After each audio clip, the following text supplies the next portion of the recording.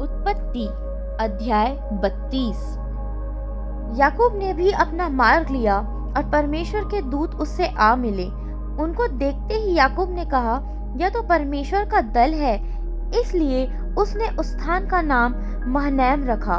तब याकूब ने सईर देश में अर्थात एदोम देश में अपने भाई एसाव के पास अपने आगे दूत भेज दिए और उसने उन्हें यह आज्ञा दी, मेरे प्रभु एसाव से यो कहना, तेरा दास याकूब तुझसे यो कहता है कि मैं लाबान के यहाँ परदेशी होकर अब तक रहा और मेरे पास गाय बैल गधे भेड़ बकरियां और दास दासियां हैं, और मैंने अपने प्रभु के पास इसलिए संदेश भेजा है कि तेरे अनुग्रह की दृष्टि मुझ पर हो।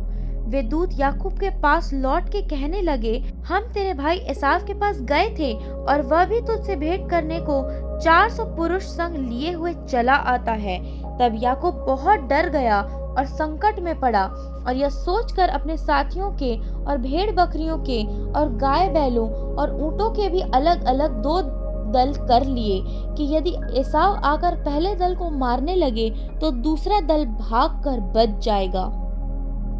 फिर याकूब ने कहा, हे यहोवा, हे मेरे दादा अब्राहम के परमेश्वर, हे मेरे पिता इसहाक के परमेश्वर, तूने तो मुझसे कहा था कि अपने देश और अपने जन्मभूमि में लौट जा और मैं तेरी भलाई करूंगा। तूने जो जो काम अपनी करुणा और सच्चाई से अपने दास के साथ किए हैं, कि मैं जो अपनी छड़ी ही लेकर इस यरदन नदी के पार उतर आया और अब मेरे 2 दल हो गए हैं। तेरे ऐसे ऐसे कामों में से मैं एक के भी योग्य तो नहीं हूँ। मेरी विनती सुनकर मुझे मेरे भाई एसाव के हाथ से बचा। मैं तो उससे डरता हूँ, कहीं ऐसा न हो कि वह आकर मुझे और माँ समेत लड़कों को भी मार डाले। तूने तो कहा है कि मैं निश्चय तेरी भलाई करूंगा और तेरे वंश को समुद्र की बालू के किनकों के समान बहुत करूंगा, जो बहुतायत के मारे गिने नहीं जा सकते। उसने उस दिन रात वहीं बिताई और जो कुछ उसके पास था उसमें से अपने भाई एसाव की भेंट के लिए छांट छांट कर निकाला, अर्थात 200 बकरियां और 20 बकरे और 200 भेड़ें और 20 मेढ़े और बच्चों समेत दूध देने वाली 30 उठनियां और 40 गायें और 10 बैल और 20 गधियां और उनके 10 बच्चे। इनको उसने झुंड झुंड करके अपने दासों को सौंप कर उनसे कहा, मेरे आगे बढ़ जाओ और झुंडों के बीच बीच में अंतर रखो। फिर उसने अगले झुंड के रखवाले को यह कहकर आज्ञा दी, जब मेरा भाई एसाव तुझसे मिले और पूछने लगे कि तू किसका दास है और कहाँ जाता है, और ये जो तेरे आगे आगे हैं वे किसके हैं, तब कहना, ये तेरे दास याकूब के हैं। हे मेरे प्रभु एसाव, ये भेंट के लिए तेरे पास भेजे गए हैं और वह आप भी हमारे पीछे पीछे आ रहा है। और उसने दूसरे और तीसरे रखवालों को भी वरन उन सबों को जो झुंडों के पीछे पीछे थे ऐसी आज्ञा दी कि जब एसाव तुमको मिले तब इसी प्रकार उससे कहना, और यह भी कहना, तेरा दास याकूब हमारे पीछे पीछे आ रहा है, क्योंकि उसने यह सोचा कि यह भेंट जो मेरे आगे आगे जाती है, इसके द्वारा मैं उसके क्रोध को शांत करके तब उसका दर्शन करूंगा। हो सकता है कि वह मुझसे प्रसन्न हो जाए।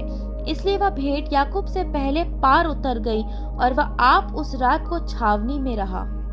उसी रात वह उठा और अपनी दोनों स्त्रियों और दोनों दासियों और 11 लड़कों को संग लेकर घाट से यब्बोक नदी के पार उतर गया। उसने उन्हें उस नदी के पार उतार दिया, वरन अपना सब कुछ पार उतार दिया, और याकूब आप अकेला रह गया। तब कोई पुरुष आकर पौ फटने तक उससे मल युद्ध करता रहा। जब उसने देखा कि मैं याकूब पर प्रबल नहीं हुआ, तब उसकी जांघ की नस को छुआ और याकूब की जांघ की नस उससे मल युद्ध करते करते चढ़ गई। तब उसने कहा, मुझे जाने दे, क्योंकि भोर होने वाला है। याकूब ने कहा, जब तक तू मुझे आशीर्वाद न दे तब तक मैं तुझे जाने न दूंगा। और उसने याकूब से पूछा, तेरा नाम क्या है? उसने कहा, याकूब।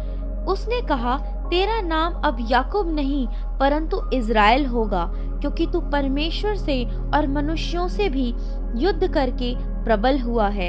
याकूब ने कहा, मैं विनती करता हूँ, मुझे अपना नाम बता। उसने कहा, तू मेरा नाम क्यों पूछता है? तब उसने उसको वहीं आशीर्वाद दिया।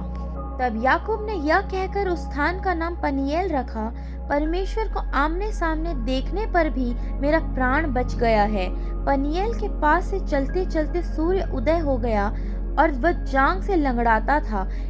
इज़राइली जो पशुओं की जांग को जोड़ वाले जंघानस को आज के दिन तक नहीं खाते, इसका कारण यही है कि उस पुरुष ने याकूब की जांग की जोड़ में जंघानस को छुआ था।